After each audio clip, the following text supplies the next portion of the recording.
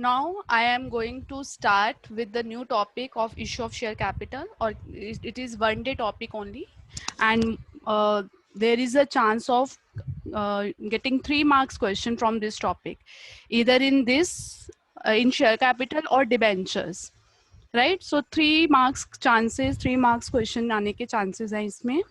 The topic is issue of shares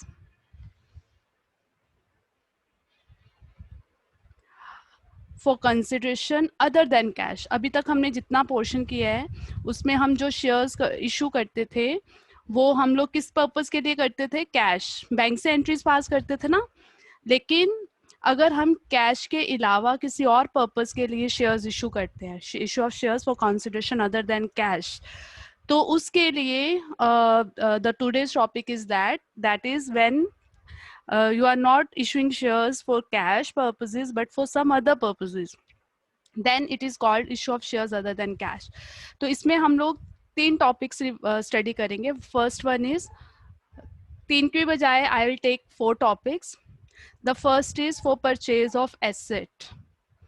अगर आप asset purchase कर रहे हो, let us suppose you are purchasing building और you are purchasing machine from someone, and instead of giving them cash आप उनको shares दे रहे हो अपने, right? For purchase of business, अगर आप किसी का बिजनेस ही परचेज कर रहे हो, पूरा बिजनेस परचेज कर रहे हो किसी का, उस पर्पस के लिए भी हम लोग sometimes we don't give them cash, instead हम अपने शेयर्स, कंपनीज जो है अपने शेयर्स दे देंगी.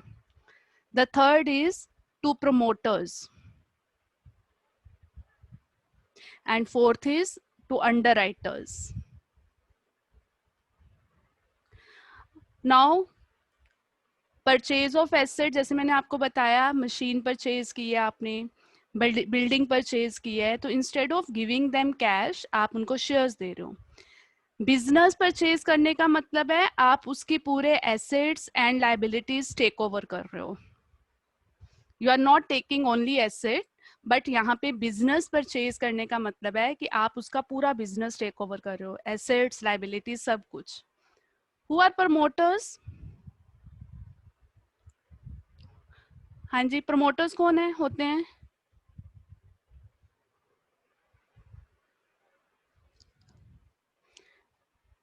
The promoters are the persons जो बिजनेस को इनकॉर्पोरेट करते हैं, who got the idea to start the company, right? Promote करते हैं कंपनी को. उसके बाद जब कंपनी सारे आपके सारे रिक्वायरमेंट्स फुलफिल हो जाती हैं, उसके बाद the companies it is owned by the owners, right? Promoters are the persons who have the idea to form a company, जो फॉर्मेशन करते हैं पूरी कंपनी में. एंड अंडरराइटर्स कौन होते हैं? Underwriters they are the middle man basically.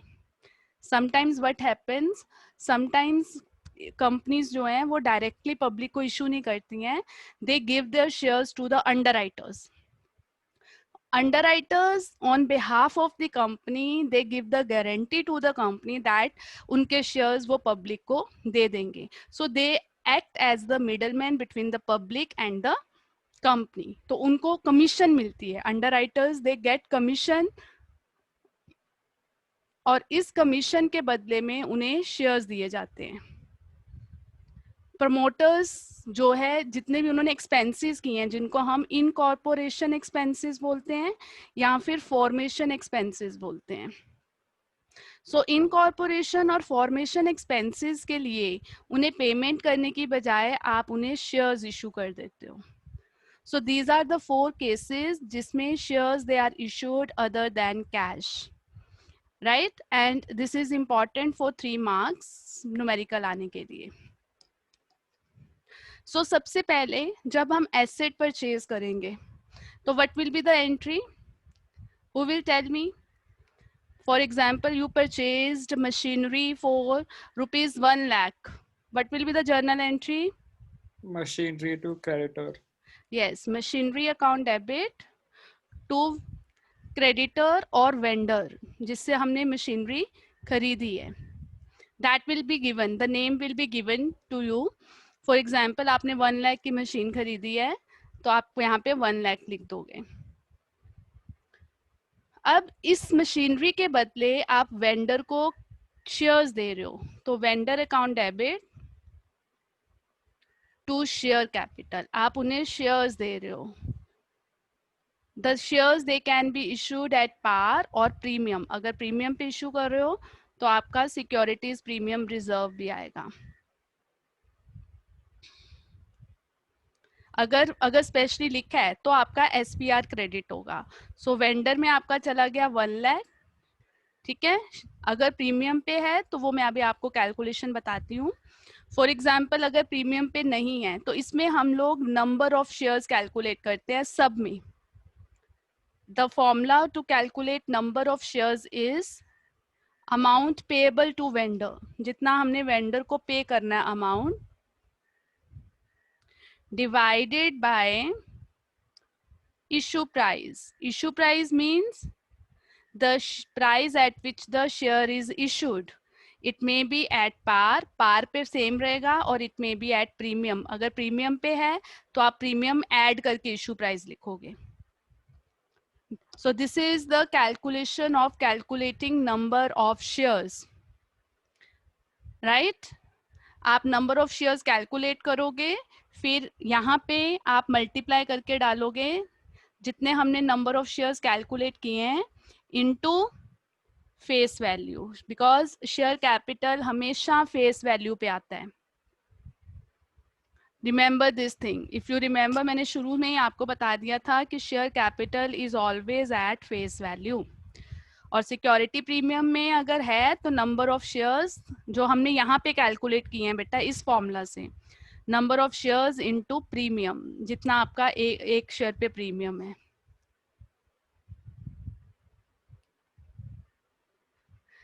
Clear? So these only 2 entries will be there.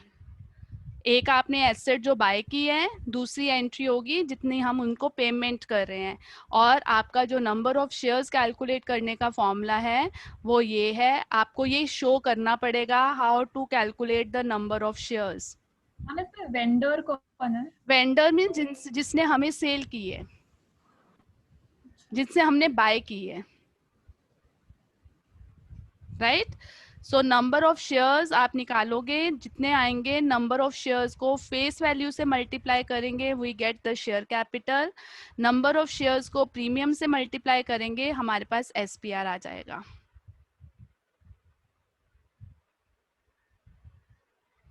पहले ये नोट डाउन करो, इससे रिलेटेड एक क्वेश्चन करते हैं फिर आगे कंटिन्यू करेंगे. Next point is purchase of business. Please understand this point very carefully. It is very important point और इसमें एक छोटा सा twist है. So मैं यहाँ पे आपको करके दिखा रही हूँ. For purchase of business, I'm moving to the next slide. So the second concept is when business is purchased, purchase of business.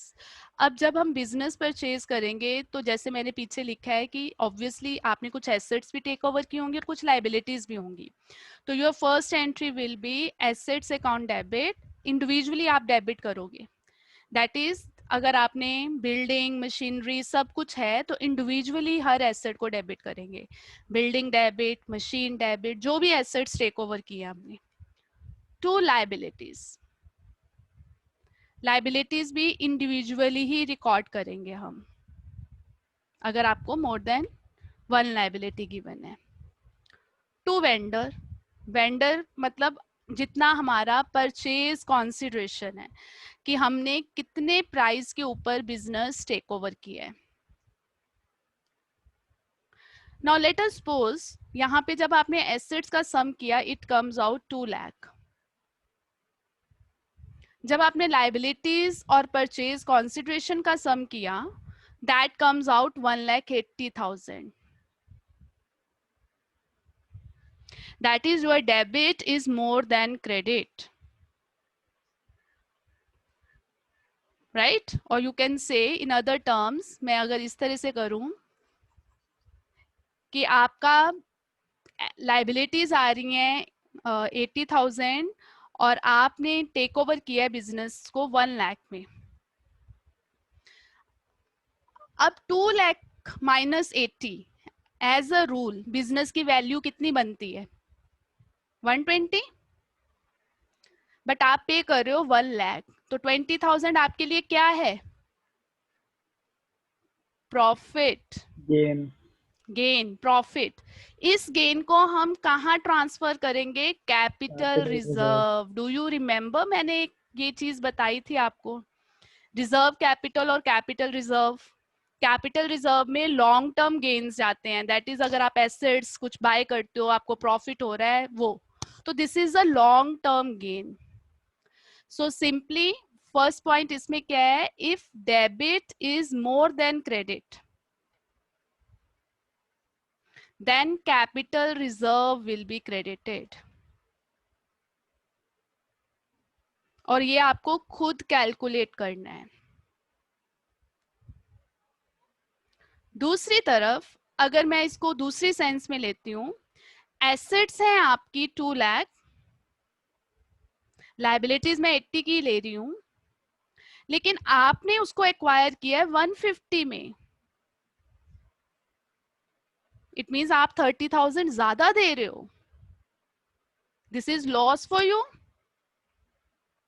This 30,000 loss किस में जाएगा? आप क्यों Goodwill. ज्यादा दे रहे हो? क्योंकि वो शायद वो बिजनेस अच्छा है, that is your goodwill.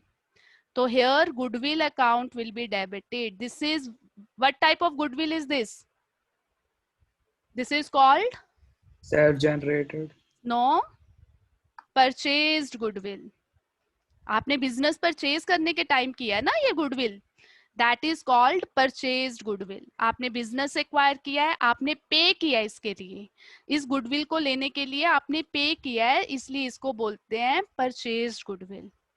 So it means कि अगर आपने ज्यादा पे किया है, that is if debit is less than the credit, then which account will be opened?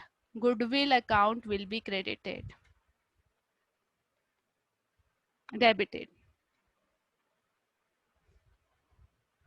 उसके बाद आपकी नॉर्मल एंट्री वही रहेगी, वेंडर को आप पे करोगे, vendor account debited to shares,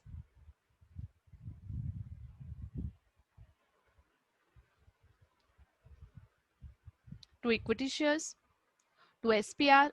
उसके बाद वाला कंसेप्ट आपका वही रहेगा, आप नंबर ऑफ शेयर्स निकालोगे, सेम वही रहेगा, बट आपका जो फर्स्ट एंट्री में you have to identify whether it is goodwill और whether it is capital reserve. Here 20,000 is the capital reserve and 30,000 will be the goodwill. किसी को कोई डाउट है? So when the shares are issued to promoters, journal entry will be incorporation or formation expenses debit to promoters. Then second entry will be promoters account debited to share capital or SPR. साथ ही मैं underwriters वाला भी बता देती हूँ। Underwriters के case में हम किसको डेबिट करेंगे? अंडरराइटिंग कमीशन को। Underwriting commission debit to underwriters, and second entry will be underwriters account debit to share capital or SPR.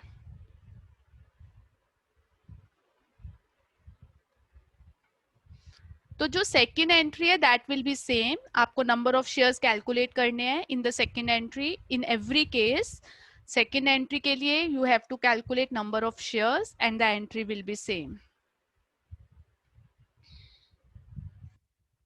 Right? So promoters के लिए सिर्फ आपका फर्स्ट एंट्री में चेंज होगा, the second entry will be same.